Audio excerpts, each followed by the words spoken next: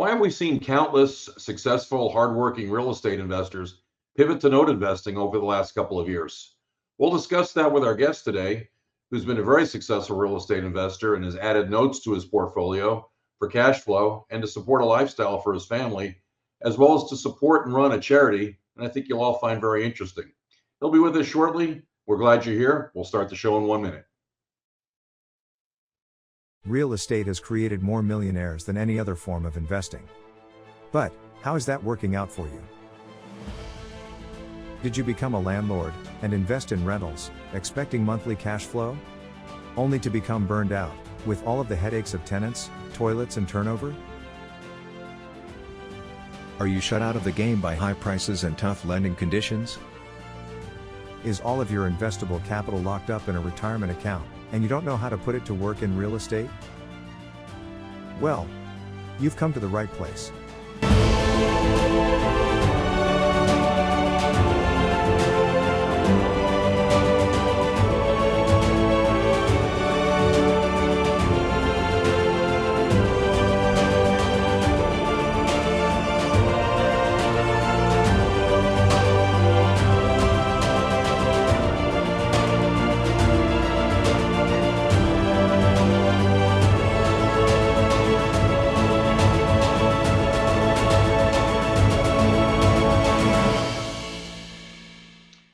Well, welcome back. It's either season 2 or episode 10. I don't care. I'm just glad you're here. My name's Tom Force. I'm your host. I'm also the founder of Note Club USA. We've been on a little bit of a break. Been real busy, but we'll get back into that a little bit.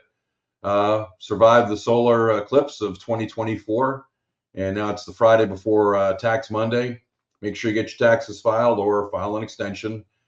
It's probably the only weekend of the year that I'm happy to be a landlord or invested in things other than notes, because I get those K1s with the negative numbers in box 2. So I get those tax breaks, but I'm still into cash flow, and hopefully you'll be too. If you're not familiar with what we do here, basically we are the bank. We are not the landlord. That's not what we want to be. We fund the deals and we buy streams of cash flow. And I'm going to give you some resources for that in just a moment.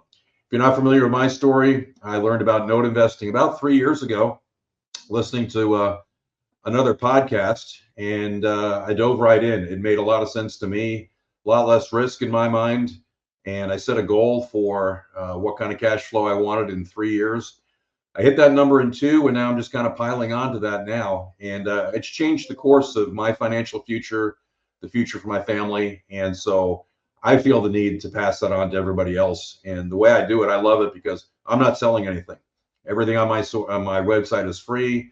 I like to go speak to groups and tell them about what we're doing. But at the end of the day, I don't have my palm out. I'm just paying forward the information that I got and making that opportunity available to others. So we're going to dive in here in a minute. I just want to go ahead and introduce our sponsors real quick. And then on the other side, we've got a whole bunch of good content for you today. Well, in the note business, we have note servicers. In rental real estate, you should have a property manager. Make your life a little bit easier. My property manager, Homeward Property Management, says Homeward DFW, but they are all over North Texas. I believe they're into Oklahoma now and also expanding to Amarillo and Lubbock. Go to their website, see if you're covered. But if you're in one of their areas that they can service your properties, I would not hesitate to recommend them 100%. Great communication. They've got their own in-house maintenance team.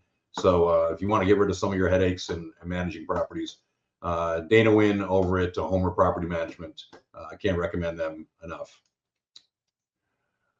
If you need a realtor in the Dallas-Fort Worth area, yeah, I'm biased, but I wouldn't put my son's name on the line if he couldn't live up to it. A lot of people have been talking about the National Association of Realtors settlement, what that's going to mean for the industry. For pros like Dan, this is actually going to be a good thing because he does a lot of buyer side transactions where that 3% has always been baked in, but now it's not. So you're going to have to find somebody on the buyer's side to represent you. You can't be going and buying properties without representation. You can, but the other side's represented and you should be as well. Dan has countless buyer side transactions. He gets in there and works tirelessly on your behalf. Not just showing properties, but doing contract negotiation, overseeing your best interest all the way through the transaction. He'll earn the commission. So anyway, if you need a realtor anywhere in the Dallas-Fort Worth area, not just to buy, but also to sell. He travels to all corners. He's gone to towns I haven't even heard of, but I can't recommend him highly enough. Danny at DannyForce.com, 817-903-5442. You'll be glad you did. If you're in the multifamily side, my other son, Brian, runs Deep Blue Capital, deepbluere.com. They just closed on another apartment complex here in the Metroplex. They're buying them right. Just had a syndicated investors webinar, I think it was last week, and it's almost fully committed. But if you're interested in learning more about multifamily investing, maybe you've got a deal to bring to the table you want them to look at, or you'd like to speak to somebody about it, or just be on the mailing list for the next opportunity, go to Deep Blue RE. In fact, one thing you can learn about when you're there is their podcast. I think they're on episode 35, 36 now, but they bring big bangers from the industry and people who've built up massive portfolios, talk about their successes and how the little guy can get in and make some wealth in syndication and multifamily as well. So definitely worth checking out. Every Thursday they have a podcast, and you should sign up to be on that list. And finally, those podcasts are put together by my buddy Jesse Showalter over at Tor Studios. He has a complete studio set up there, so no matter what your needs, whether you're long distance, in town, whatever, he can post-produce or give you the full setup as far as having the studio, the lighting, and all that good stuff. He doesn't do mine. I'm kind of cheap. I do it from my fallout shelter here in North Texas. But if you're looking to look professional instead, go to Tor Studios, and my friend Jesse will take good care of you. Well, like I said, it's tax weekend, and that's a good time to go over how we did the past year with our real estate investments. All the K1s should be in, the partnership returns for those of us who get them. Hopefully your provider's not late like some of mine are, just adds to the frustration. But how did you do? Where are you at? Are you exceeding your needs? Are you meeting your needs? Are you shaking your head wondering what you got into, not finding a way out? It's time for a self-assessment when it comes to your real estate investments. And honestly, when I speak to groups about how they're doing, most folks aren't happy. I just got my appraisal district notice for my taxes going up here on my personal residence. I know the insurance has gone up, and there's no sign of any of that abating. So all that pro forma stuff about the cash flow and the appreciation and all that, that's all just kind of a guesstimate to a lot of people. Are you like this guy here who did just about everything right and still ends up underwater?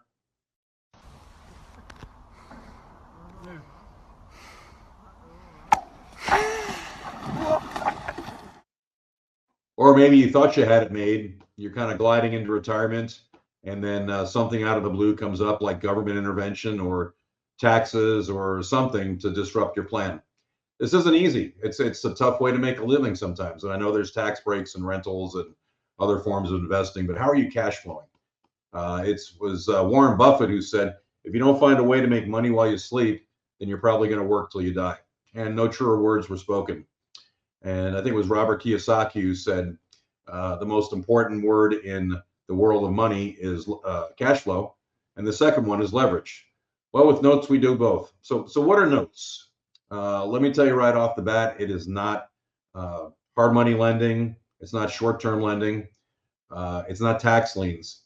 It's actually financial modeling with Bankrate or other types of notes on mortgages. In other words, we are the bank. We either originate a loan with somebody, we create a note through seller financing, or we buy them on the marketplace. And that's how I've created my portfolio of notes, is essentially to buy notes that were out there on the marketplace. And we show everybody how to do that. There's plenty of places to pick them up. But anyway, the idea behind this is that we buy a stream of payments, but when there's problems, the borrower doesn't call me, they call the servicer. And very rarely are there problems in that regard. Unlike when you're a landlord, the slightest thing goes wrong, they're going to call you. They're going to call you on vacation. They're going to call you in the middle of the night. They're going to call you even if they don't need to. They're going to keep calling. They're going to keep bugging. And they're going to wreck your property. And they're going to leave it vacant. They're going to be headaches. You're going to get HOA violations. They're going to be thunderstorms and hailstorms and stolen air conditioners. Get the point? It's tough. It's tough being a landlord. I am a landlord. But investing in cash flowing notes, to me, is a much safer type of investment. Nothing's completely safe, and the SEC wouldn't allow me to say so, even if there was. but I think the degree of risk in note investing is way lower than any type of other investing you might be doing, and I think the returns are pretty good. They've set me up for retirement. I retire from my W-2 job here in 60 days, and I'm looking forward to it. And I have no fear that the cash flow I've created will not continue. It'll still be there. It's something I can plan on. If you're afraid to be in the stock market, I don't blame you. I've got a little bit of money in it, but not much. Where do you invest these days? What else would you put your money in? Okay, that's the purpose of today's discussion. Is what else would you do? What else can you put it in right now? When I first heard about notes, it's like, where has this been all my life? I remember I was teaching a note investing seminar over at a real estate brokerage in North Dallas. There's about 25 people there. And when it was over, one of the women came up to me, and she'd been in real estate for quite a while. And she goes, "I'm kind of angry." And I said, "Why?" And I was thinking, oh man, was I supposed to bring snacks or something? Did I break protocol? And she said, "No, it's I've been investing in real estate for 20 years and I've never heard of this." So if you're like her today, or you've only just basically heard about notes, here, this is a great place for you to learn. I'm going to give you some resources here in just a second, but I'm just going to give you a couple of slides to kind of show you what we do. Okay. So here's an example. It's an actual note, actual property that's in my portfolio, and I'm using this one because I'm going to tie into this later on with my guest. But nice little property in Mississippi. They've been in there for quite a while. They bought the property in November of 2016. They paid $149,000 for it at 9%. So the payment's right there about $1,250 a month, and they had a 300-month term on that one. So fast forward to 2022, September 2022, I was able to pick this up off a marketplace. The borrower is still owed $130,769 with 224 months left. I purchased that note at a discount, $111,650. Buying a note at a discount is just a condition of our marketplace. That's what we do. But that changed the yield on the investment from the note rate to a yield of 12%. That's really important to know. So anyway, I got it at a discount, and the bottom line is, just for our discussion's sake here today, I bought the right to collect $1,250 worth of payments every month for the next 224 months. So I invested $111,650, and I get the next 224 payments of $1,250. It goes to my servicer. My servicer takes out a small fee. They handle all the tax reporting, everything else. I get an ACH to my checking account every month. And this one is paid like clockwork. In fact, here's a servicing statement from the day I put it in service there. And the first month is $100 short because I set up the fee for the servicer. But beyond that, they take out $18.50 every month, and for me the rest. It's like clockwork.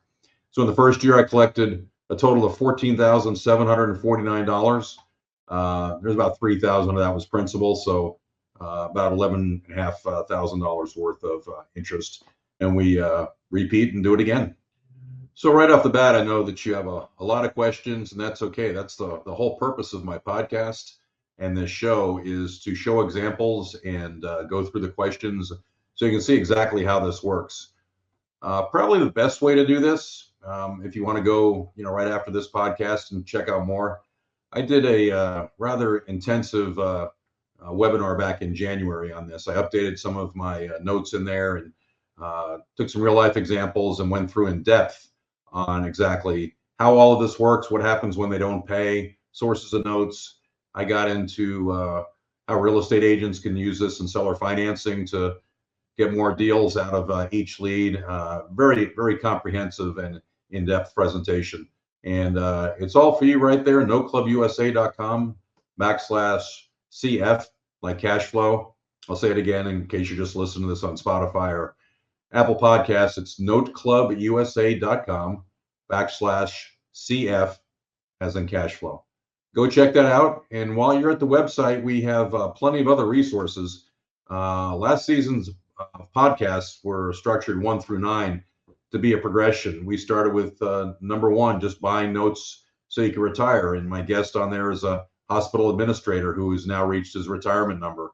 We went into non-performing notes, how to use retirement funds to not only fund your retirement, but maybe help your children or grandchildren with their Coverdale accounts, which is kind of the stage I'm at now. I'm taking all this alternative financing, HSAs, Coverdale accounts, sticking notes in there and getting good secure cash flow rather than worrying about the stock market or how I'm going to leave a legacy.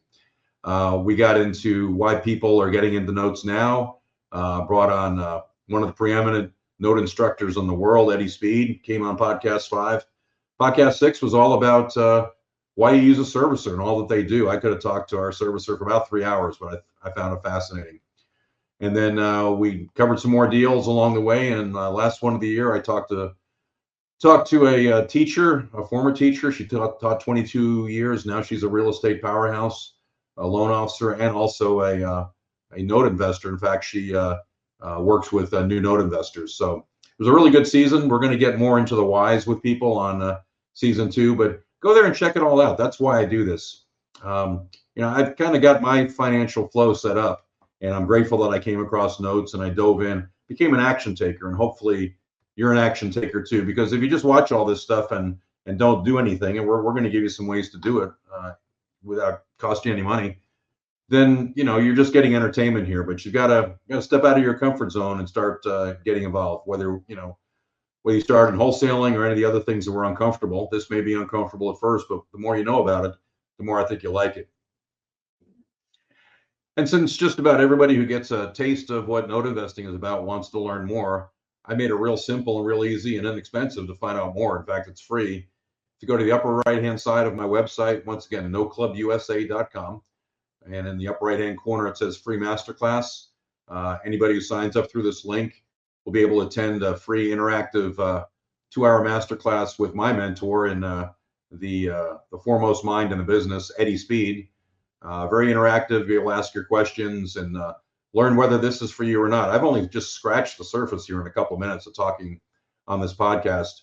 When you go into my webinar, you'll see a lot more, and after that, you'll want to dig in and see how you can get involved, become an action taker. Because honestly, cash flow and notes has, like I said, changed the trajectory of my life. In fact, that's why people ask, why do you even do this? It's kind of like you got things set up and you said you just like to buy and sell notes, and I do. But the thing is, it's a small community. There are very few people out there who know about notes, and I want to interact with people who do. And so, in fact, I'm going to use an example here in just a minute where I did some business with our guest because he had been through training with Eddie Speed. It was very easy. We were talking the same language, and I want to see more people do that. So anyway, it's free. Go to check it out, and you'll be glad you did. One brief bit of housekeeping that we have to do. We're going to tie up a note that we discussed in the last 3 podcasts of last year, basically non-performing type note. That's another whole strategy in note investing, is actually getting properties at a discount when you buy a non-performing loan properly. And so we were talking about this one here in Mississippi. The balance in June of last year, when I was looking at it, was $57,000. She had been in the property since 2018. She had fallen 6 months behind. She had had a history of getting 3 or 4 months behind and then getting caught up. So we thought we'd take the risk, see if she'd go ahead and get caught up. And if she didn't, then we'd foreclose. So we bought that $57,000 worth of debt for $32,635.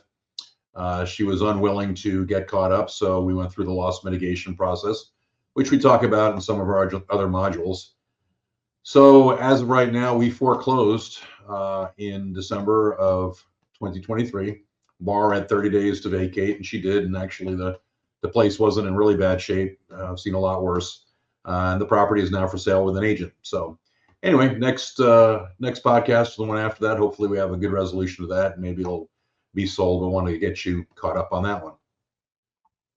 Okay, something I want to cover real quickly before we bring our guest on is a common question I get is, so I have some notes, I need some cash, what can I do?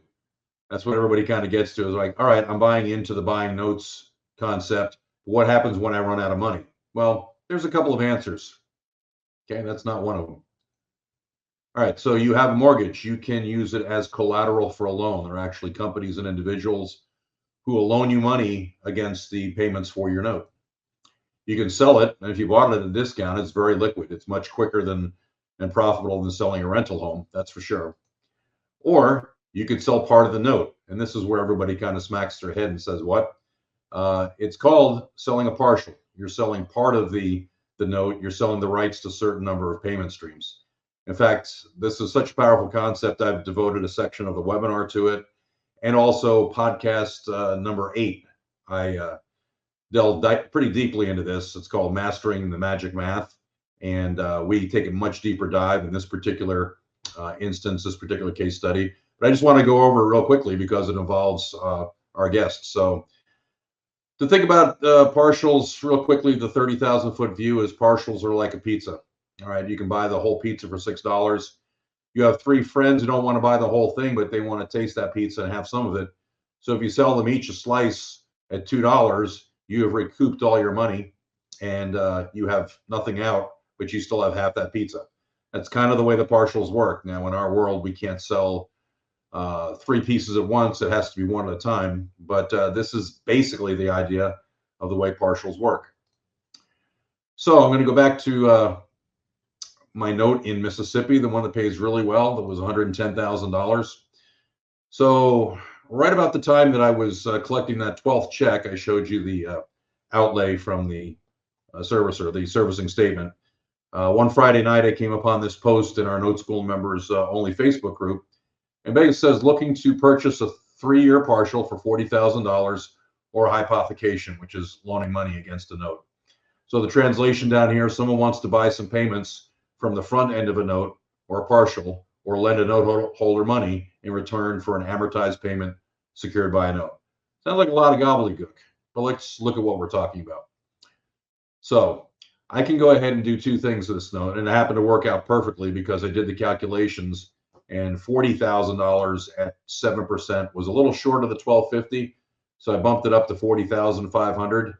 And I said, man, that almost matches the payment I'm getting from my Mississippi note. So this is what it would look like. I would be selling the next 36 months of payments, the $1,250, to my partner, and I will keep $67,910 invested. Keep in mind that I've already had this note for a year. So I'll get $40,500 right up front to do what I want with.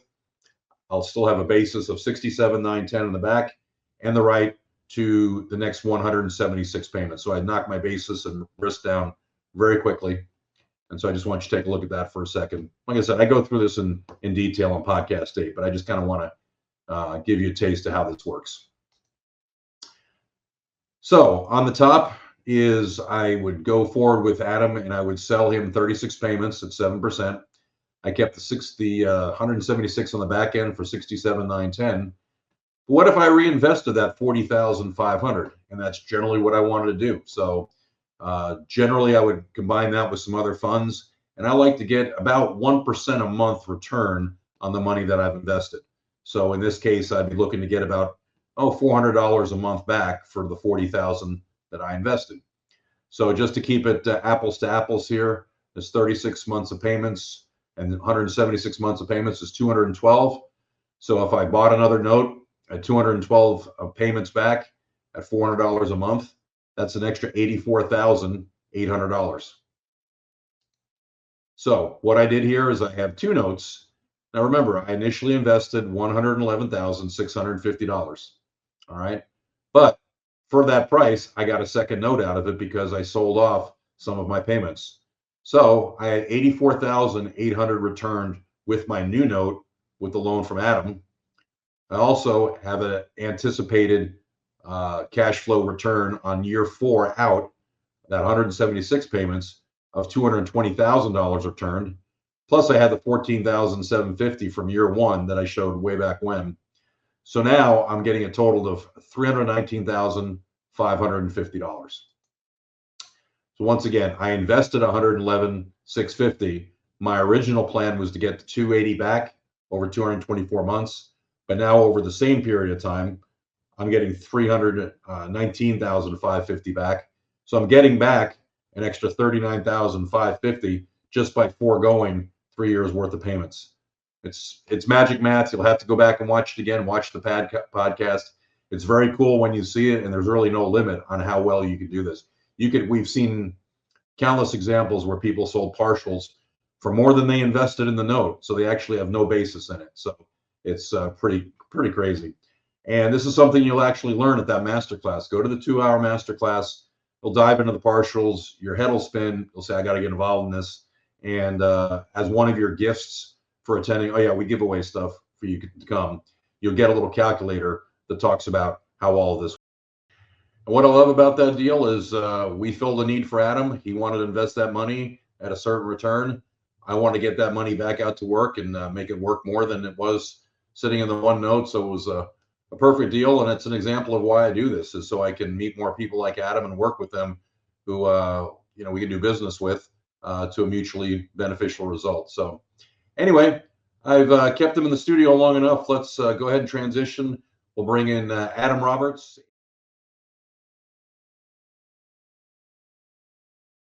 I've got my first guest of the year, probably one of the best ones I'm going to have here. It's my buddy Adam Roberts, lives in Fort Worth. Tell you what a small world the note world is. He's married to a firecracker named Emily Courtright. When Emily was starting her real estate career at Keller Williams in Southlake, she and my son were friends there. That's where my son started his real estate business, and he's still kicking it. He's one of the sponsors of the show. We just had an ad for him on here. So Danny and she are good friends, but we meet in the note world 14 years later. So anyway, Adam, welcome aboard. Glad to have you aboard today, buddy. Tom, thank you, sir. I'm honored to be here. Well, I know a lot about you and your background, and the honor is all mine.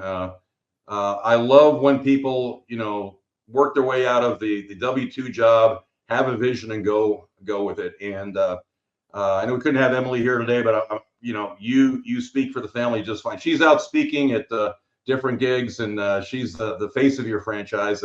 But I like talking with you because we talk, in ways that guys talk about, certain things. So anyway, the reason I had you on today is because you've been involved in a lot of different real estate businesses. Still have a lot going today. And notes are really new to a lot of people. You pivoted kind of late in your real estate investing career. So let's go ahead and kind of back up. When you and Emily met, you weren't in real estate, were you? No, we were both working as aerospace engineers, General Electric, about 12, 13 years ago. Okay. And what did that job entail?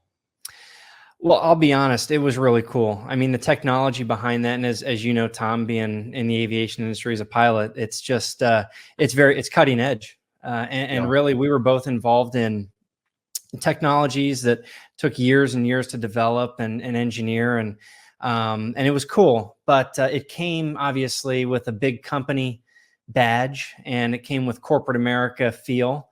And, after a while, and after a couple specific experiences there, you just kind of realize, hey, it's a job, and you're either a corporate athlete, you're going to make it big, or you're not. And right. And so for us, I think that early in our careers, it became pretty evident that GE and any other corporation wasn't going to really look out for us and our future, our future generations. Sure. So I'm very big on the saying by Warren Buffett: if you can't figure out how to make money when you're asleep, you're going to work till you're broke, or work right. till you'll die. That's right. And so a while back, well, tell us about your introduction to real estate. How did that happen, and how did you guys decide to move forward? Yeah. So Emily and I were living out in California on a work rotation with GE. We were putting together a couple acquisitions, different aviation businesses. And, I had been introduced very early on to the concept of real estate from my father, which is ironic because my father has only ever owned the homes that he's lived in. He's never done any alternative investing, but he had me read Rich Dad, Poor Dad from Robert Kiyosaki. And he helped me put together a budget when I first went to school to help, now that I was on my own. And every year in that budget, he simulated adding a rent house. So that at the end of 10 years, I had 10 rent houses, and, the financials looked interesting, to say the least.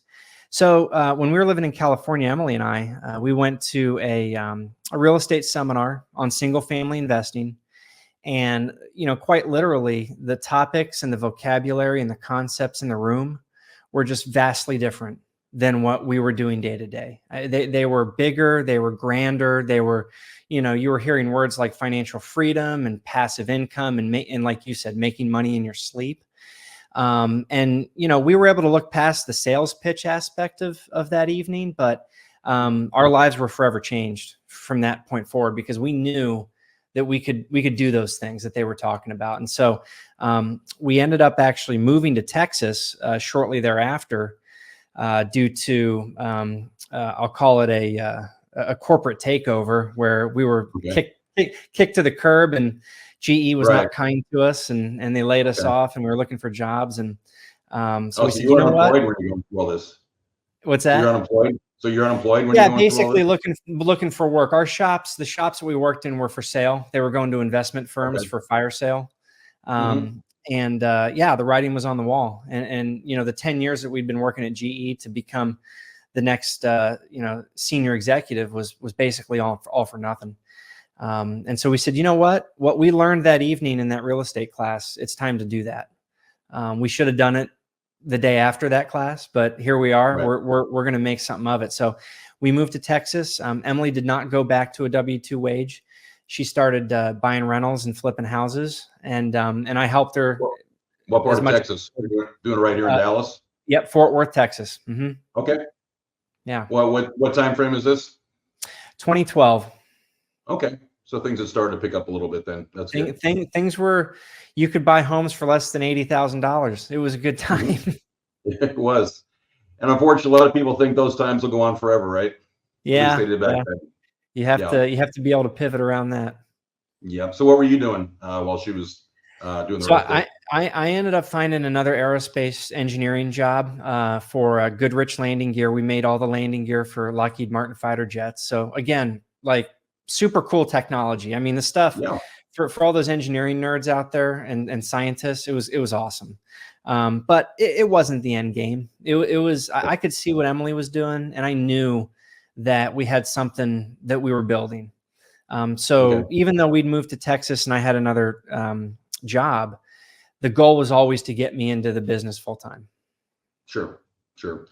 I think, for the folks who aren't familiar with our Note School ecosphere, there are a lot of us engineers there. It just seems to be innate with the folks who come over to our side. I'm sure Wayne Garrett, of course, who runs our webinar calls every week. He's a big ex-engineer. He retired and went all in on notes as well. It's done real well for him as well. So when you talk about investing in real estate, was she fix and flipping? Were you keeping some rentals? What was that progression? For a period of time, it was like every other house we bought, we would keep, and then every other one we would fix up and sell. And we kind of had this concept of, all right, we'll fix and flip this one and sell it and build up some capital and keep that, for our next investments. And then the next house we would keep as a rent house for long term. We thought we'd hold these homes for 5, 6, 7 years. The truth of the matter, and you're well aware of this, obviously being local here in Dallas, things just really accelerated in the marketplace. And it almost made too much sense to start selling off rentals after a period of 2 to 3 years, just so you could recapitalize. And but we didn't get a huge portfolio. I think we got up to about 12 rentals, and we had a 4-unit apartment building along with that. And that was our landlording business. I mean, we were full, Emily was full time, but we were both working with tenants, understanding how to make that thing rock and roll. And then on the side, we'd flip houses and build up a little capital. So you were self-managing the rentals? Mm-hmm. Self-managing. Yeah. But you guys are pretty skilled, so I don't think that was probably too big a deal for a lot of folks. It's probably over their head, but you guys are very bright. I'll be honest, a lot of the corporate stuff translates well, right? The project management, the people skills. At the end of the day, whether you've got a property manager or you're dealing directly with the tenants, we're talking human beings. These people, their families living in these homes. And it's, yes, you run a business and, there's certain things that we've got to abide by. But at the end of the day, it's all humans that we're dealing with, and everybody's, working together. So. Well, of course, the screening process is really important too. You got to make sure you get the right people in there going to treat your collateral real well. So when did you guys transition to going into big time into the multifamily? So right around 2016, we had noticed a distinct slowdown in our single family business. And we had, I won't say it was tight criteria, but we had criteria that we underwrote to when we were buying single family homes. And we enjoyed, either, like I said, selling those homes and making some money or keeping them as rentals. And it just got to a point where the rentals weren't cash flowing like they used to. Couldn't make quite as much. Why was that? What do you think that was? I think at that time it was primarily due to the home prices appreciating as much as they did. But, we would always go in and typically every house we bought needed some work. So we would use private financing in the front part of the acquisition phase to get the house purchased and to do the renovation. And then we would refinance into a longer term commercial mortgage. And really, with the prices that we were paying for homes, both on the flipping side and the rental side, things were just tight, right? Couldn't make as much, versus my mortgage if it was the rental. Sure. And then I just couldn't make as much as a profit on the flip because, a bunch of people were getting into the business. I mean, this was like HGTV on steroids. You'd watch an episode of HGTV and you were flipping a house the next day. It was where you went to a weekend seminar and they said, go get them. There's 300 new ones out. Everybody's cold calling everybody. Yeah. We went through a period of time actually in 2016 where some of the homes that we would make offers on, we would eventually sell. Like during the contract period, we would wholesale them to wholesalers and then they would find investors to sell them to. And to me, that wasn't comfortable. I was like, wow, things are overheated. Little did I know it wasn't quite overheated yet, but to answer your question, that's what pointed us in the direction of multifamily, because we knew in order to continue the goal of building the business and me joining Emily full time, we'd have to do something a little bit more sophisticated, a little bit more scalable. And so we pointed in the direction of commercial real estate, and we landed specifically on multifamily. Okay. So where did you get the education to do that? Did you have a mentor? Did you kind of figure it out on your own? How'd you guys get that rolling? We did. We went to a couple different, seminars for groups around the area. There's a few big, well-known ones, but we ended up settling on a group here located in Dallas. And, the delivery of their program was pretty simple. They offered the coaching, the mentorship, the education. They also offered the network, the ecosystem. So, 1,000 or so investors part of the group, and you could partner with people, you could learn from people, you could invest with other people. What was nice is every deal that you underwrote and made offers on, you could get reviewed by someone who had dozens of properties in their portfolio. So it felt, it really felt like a good fit. And sure. In hindsight, it was a fantastic fit. Great. So at the peak of your multifamily business, what did that look like? I know you were managing almost $250 million worth of multifamily? Yep. How did that look? Yeah, at the peak, eight apartment communities ranging from 100 units all the way up to 324 units. All of them professionally managed with property management companies.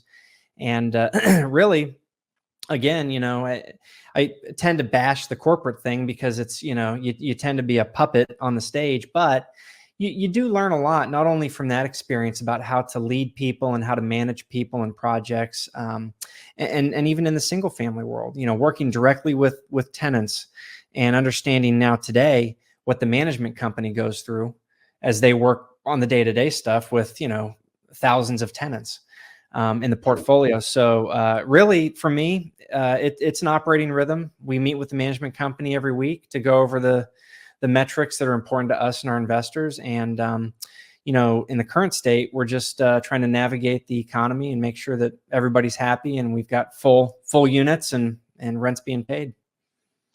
So have you decreased your holdings at all over the last couple of years, or are you still pretty much where you're at before? Yeah, no, we have. I would say we've sold 2 properties in the past couple of years, and that was predominantly because we'd met our business plan. There was there was the need to kind of let the next buyer group handle the rest of whatever opportunity there was at the property. Right. So yeah, we ended up divesting out of those and moving some of that money into our next pivot, which was mortgage notes. Okay. Did you have syndications going on those other ones? Did you have investors in your properties? Oh yeah, every Okay. one of them. Yep, every one of the multifamily deals that we've done has been a syndication. Okay. Um, I'm aware of some of the things that have happened to some of your multifamily. I was listening to Emily one day on another podcast, and she was talking about some of the things. I guess you did have a tenant sue you, which I guess is not the biggest of deals, but then you had a tornado and a fire like within 30 days of each other or whatever. We did. All three of those items that you're referencing happened in like a 90-day period. Jeez. We had just unfortunate incident. Had a tenant sue us. She ended up unfortunately, it's a terrible story. She got assaulted in one of our laundry rooms by someone who wasn't even from the neighborhood. Sure. And so took it upon herself to file a lawsuit on us. Right. That happens. Yep, it happens. Yep. And then about a month later, we had a tornado rip through one of our Oklahoma properties. And luckily, not as much damage as some of the surrounding communities, but still a lot going on there. And then, third, had a entire building burned down at a property in Dallas. So wow. When you talk about it, you make it sound so easy because you're the engineer, you've put it together, and it's all, hey, it goes like this, but the road isn't always like that, right? There's a lot of work involved in it. A lot of work involved, a lot of people involved, right? It's not even just a one-man show. There's just a ton of energy that goes into making sure that the train stays on the tracks. Exactly. It's kind of funny how things can pop out of nowhere, and it's just kind of like you were talking about your building burning down. And I think it was about 3 years or so ago. I owned 40 acres down near Hillsboro. Yeah. And we had a little community POA with a Facebook group on there. And my idea at the time was, maybe after retirement, I'll go down there and build a home or something and be kind of a compound for the family to come down and whatever. I loved it. The family's kind of lukewarm on it. And so we put it on the market, maybe go get a lake house or something anyway. So it's on the market for about 6 months. I got somebody out there finally who's really interested in it. So 2 days later, I'm on this Facebook group and somebody's apologizing, and it's my next door neighbor lot owner. And he said, I was trying to do a controlled burn and it got out of hand. Oh, and he was trying to find out who owned the 40 acres next to him. Yeah, that was me. I found out about this on Facebook, and I'm looking at the pictures and said, that's my grass. That's my trees. And the POA, head of the POA owned the next lot over. So I called her and I said, hey, what happened last night? Why didn't you guys call me? And they said, well, we didn't have your number, but it's burned up pretty good. And I think I drove down there in record time. But I learned a lot about, ranch land and stuff like that. The grass came back in about 3 months, and my trees were not terribly, scarred or anything. But still, it's kind of like every day you wake up and you never know what you're going to get, right? I mean, never expected that to happen. I couldn't have said it better, Tom. It's true, right? I mean, you get. For folks like you and I that have goals and visions and we want to put things together and build things, you're just, I've come to learn, you're right, 100% right. You're going to wake up, there's going to be 2 or 3 things that happen today, total surprise, whatever it is, could be good, could be bad. And there's this moment of time that you react to it, and it's all about that, right? It's part of the fun of the game. And that's why we make a lot of money solving problems, but things are thrown in our way. I mean, I'm going to cover this on another podcast a few weeks from now, but I woke up about 3 or 4 weeks ago and I found a borrower with a lot of equity in the property, just wanted to walk away. Said, where do I sign the deed in lieu? I'm like, what? Wow. Anyway. Wow. You just never know what to expect. Yeah. The good comes with the bad and vice versa. Absolutely. So, but you got to put yourself in that position. That's what you guys did. So you leveraged that. And then, so you found out about notes. That was, tell me about KW Wealth and your trip down to San Antonio where you heard Brett Tanner speak. Yeah. So we had, Emily and I are always trying to stay involved with different business groups and network and meet people. And part of her journey has been really connecting with her brokerage, Keller Williams, and just staying in touch with what some of the wealth KW Wealth folks are doing. And so she joined a mastermind through that organization. And what was really cool about that, I mean, we've been part of single family, multifamily groups and stuff. And this group was really the first one that talked about a diverse set of investments. I mean, first it was life insurance, then it was notes, and then it was multifamily, and then it was storage. And, and what it really made us realize is we just weren't diverse enough. I mean, our portfolio was extremely straightforward. It was multifamily real estate and a couple other things. And so when we really started engaging with Brett Tanner's group, and specifically meeting Eddie Speed, founder of Note School, through that group, we said, you know what? I think the signs are really pointing in the same direction here. We need to make a pivot, and we needed to for our business anyway. So I think it was really good that we engaged with that group. Can you kind of point to an aha moment or something that clicked with you guys when it came to what Brett was talking about with notes? Was there something that appealed to you? You said, yeah, we got to look into this a little bit more. Oh, 100%. And you know what it was? It was kind of a two-phase deal. First of all, in multifamily real estate, the past couple years have been extremely interesting from the perspective of interest rates, property taxes, insurance, various other profit and loss line items. To just give you an example, 2 years ago, we were buying insurance for $300-400 per unit per year. And that figure on our renewals this past year was north of $1,000 per unit. And, the hurricanes, the freeze, everything's catching up with the insurance industry. But what that equates to is essentially, I mean, I can't charge the apartment resident an extra $600 a month in 1 year. Nope. So that just equates to the tightening of yields going to the investor. That's precisely what that means. And so for Emily and I, multifamily real estate at this stage is our full-time job. It's how we make a living. It's how we put food on the table. And we saw our cash flows decline. I mean, we're substantially, right? If I had, let's say I had 8 real estate investments in multifamily, and each one was putting off maybe anywhere from 10 to 12% annualized cash flow. Well, that number for 4 of the properties or 5 of the properties was 0. And for the remaining properties was like 2 to 3%. That'll keep you awake at night.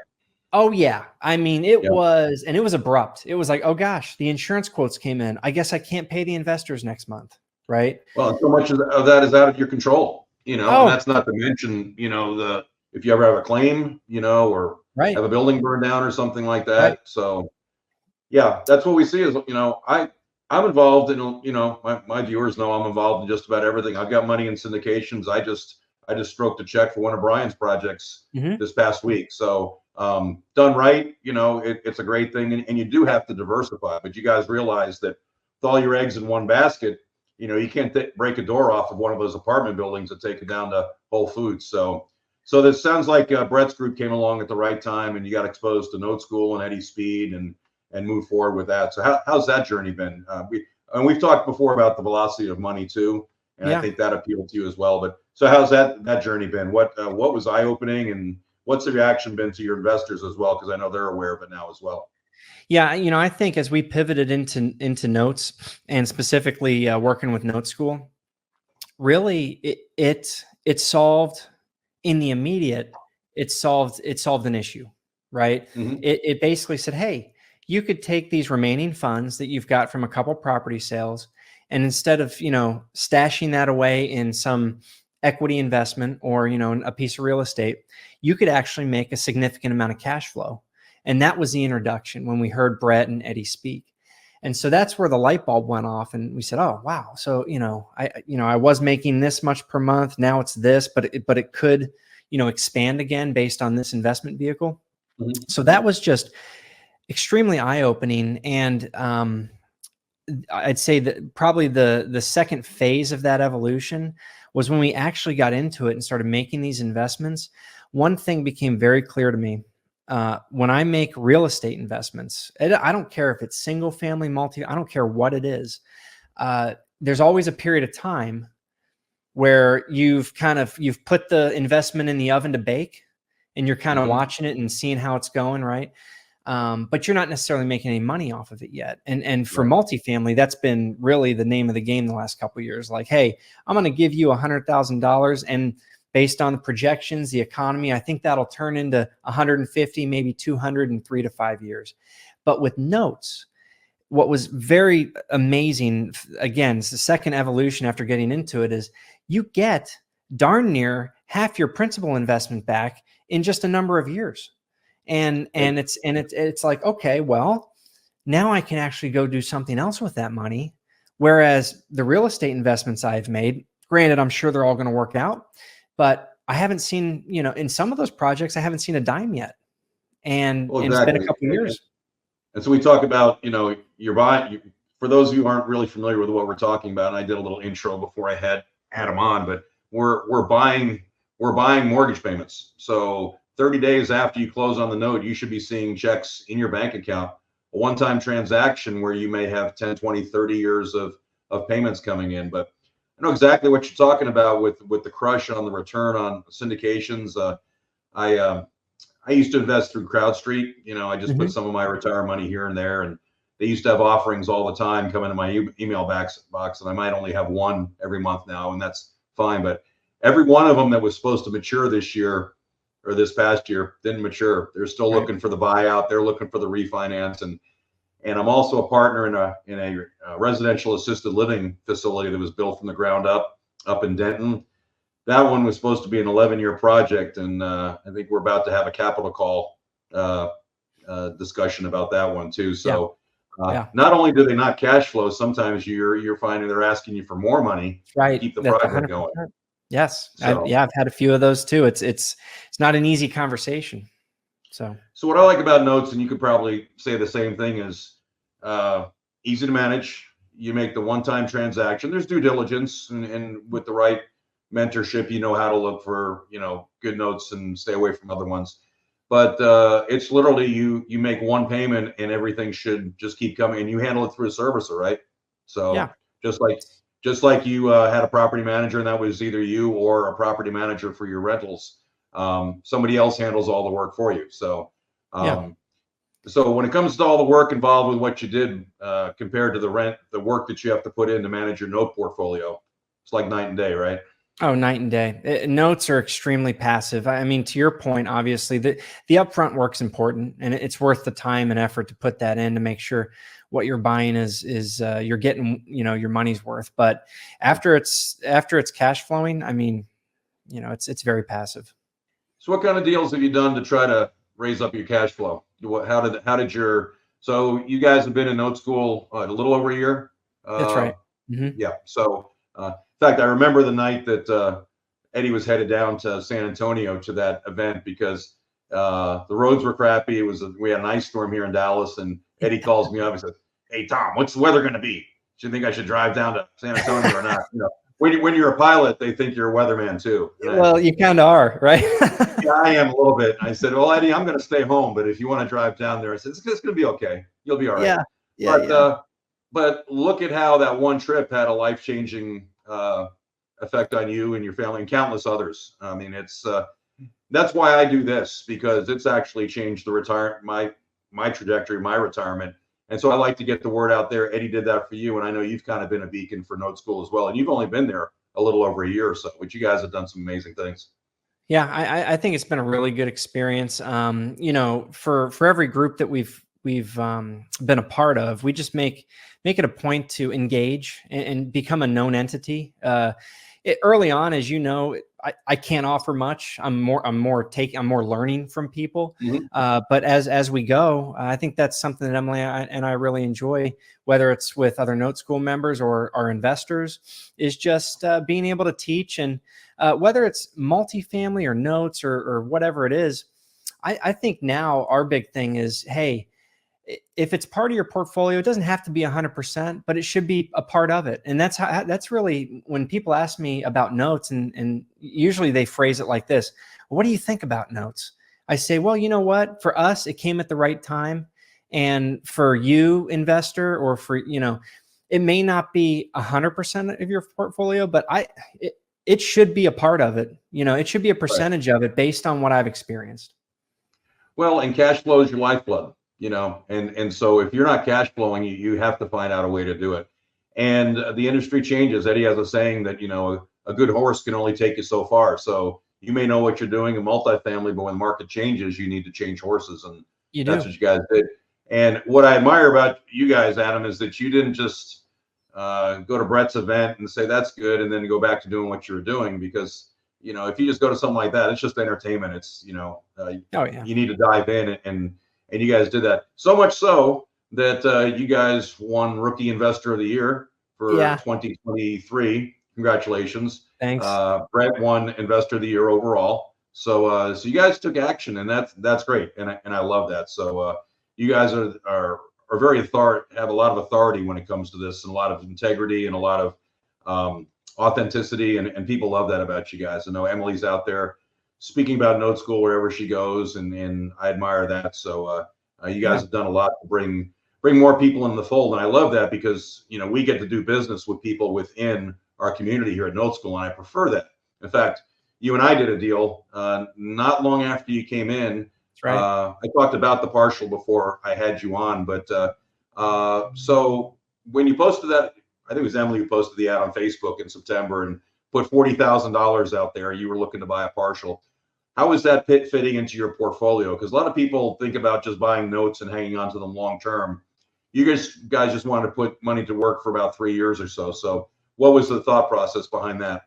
Well, when we got into this note business, we read a book by George Antone called The Banker's Code.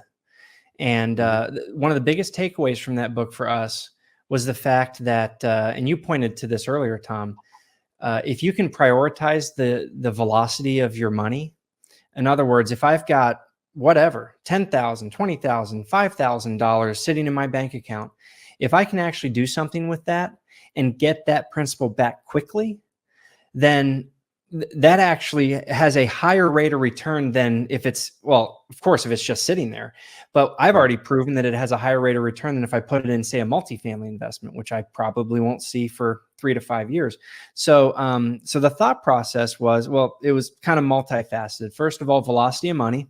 So, hey, we've got some funds here. Let's put it to work.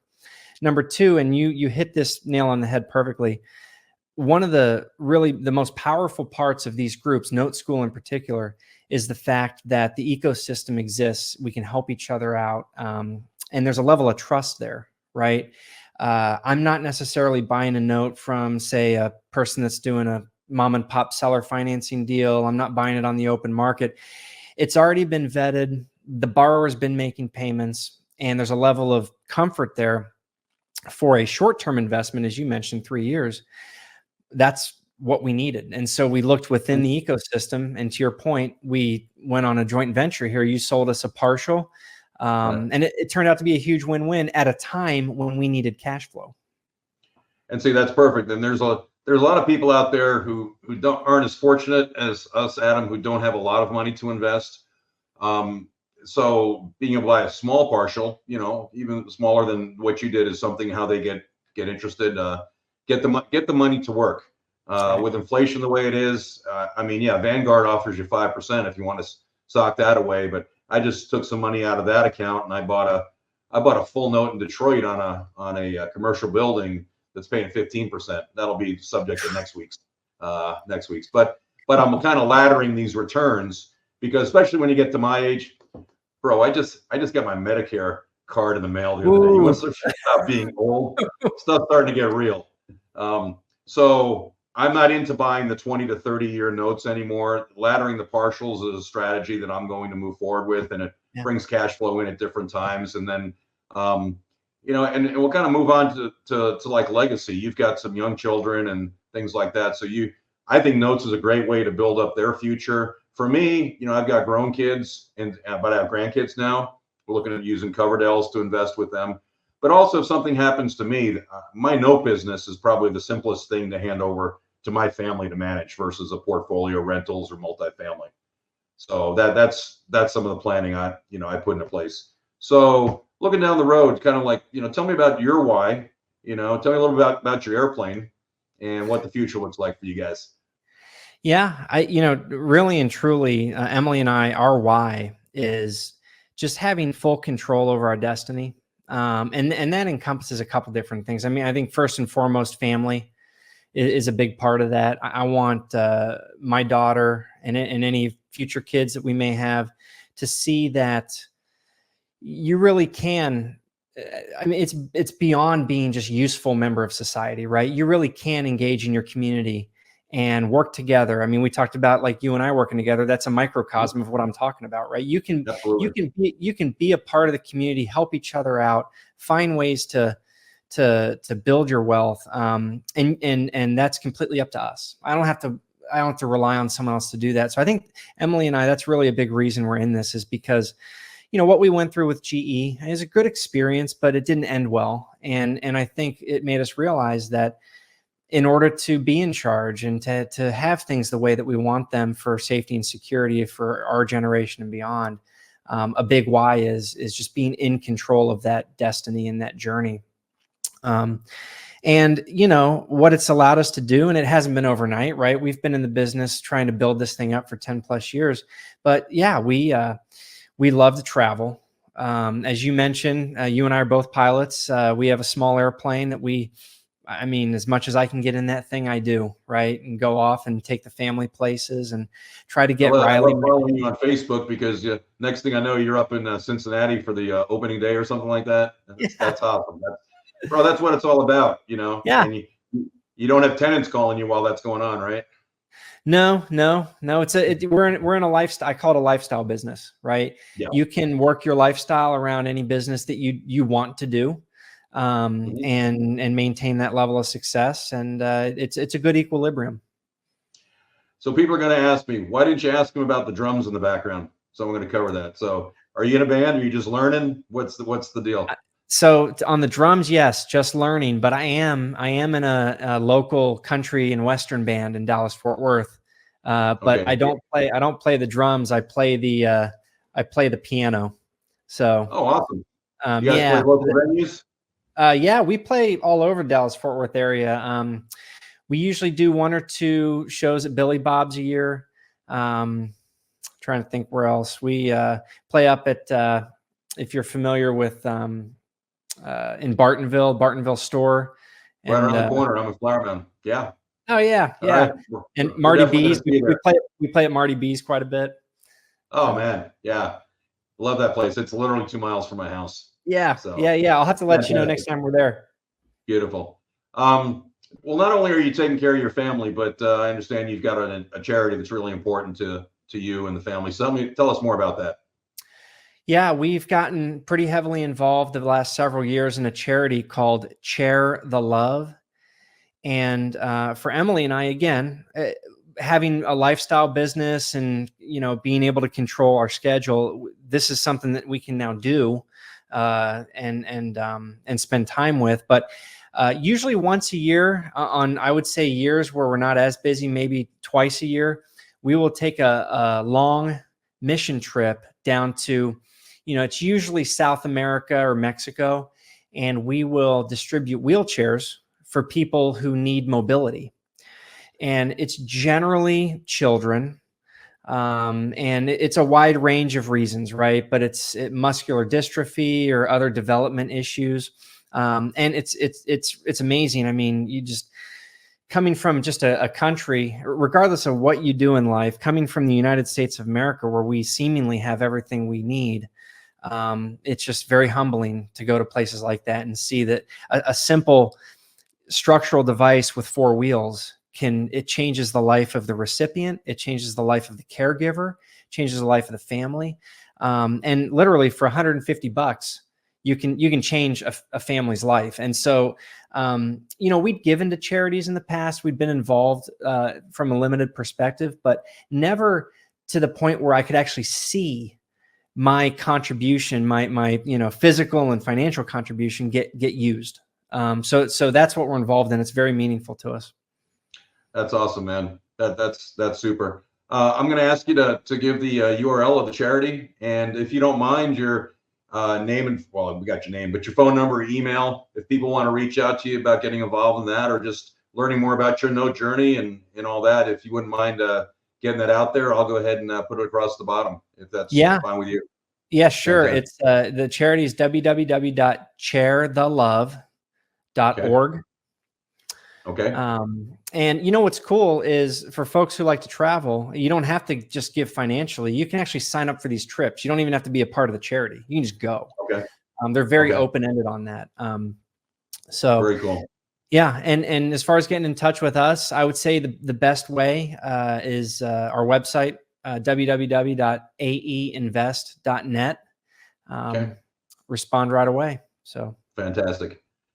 Adam, it's been a pleasure having you on today. I love sitting down and talking with people who've done it. They've walked the walk, talked the talk, and gotten the job done. But they're always open to pivoting and helping people at the same time. And you guys are amazing ambassadors for Note School. I'm proud to call you a fellow Note School member. I look forward to watching you guys continue to rock it with your success and just kind of be in your shadow a little bit. That's awesome. So, and thanks for joining me on short notice today as well. So, thank you.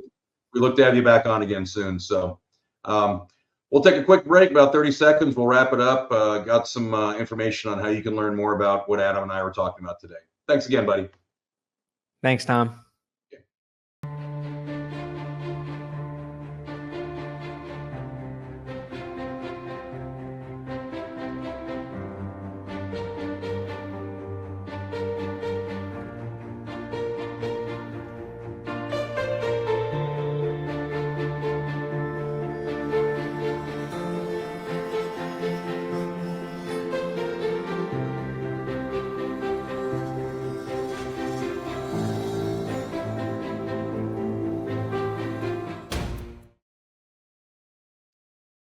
Well, I know we ran kind of long, but that tends to be what happens on this show. I don't do it every week, but when I do come along, I feel like I've got a lot of content to give you. And hopefully you found it very worthwhile today, got you thinking a little bit. I hope you enjoyed the interview with Adam. What a great guy. I mean, he and his wife, Emily, they're just rock stars, but so humble. And hopefully you get to meet them someday. If you have more questions about what they do, how they invest, go ahead and reach out to them. I want to thank him again for being on today. Just full of great content and great person. And I'm very, very proud to have had Adam on today. Make sure you check out our podcast, our webinar, attend the masterclass. Like I said, you don't know what you don't know. Be part of our community, work with people like Adam, and let's get your cash flow going. So go ahead and go to our website, click on the free masterclass, click on the podcast. Until then, hopefully we'll see you in a couple of weeks. Join our newsletter so that we can give you a heads up on when the next one's going to be out. And like our Facebook page. There's a copy of it right there. And we'll see you on there. That way you can keep up to date with other things we have going on. Next podcast, I'll talk about some of the partials that I bought. I actually went ahead and bought some. And we might even get to the note that I bought on a commercial building in downtown Detroit. What? Yeah, we did that. We'll talk about it next time. I promise. Take care. Bring some snacks. We'll see you next time.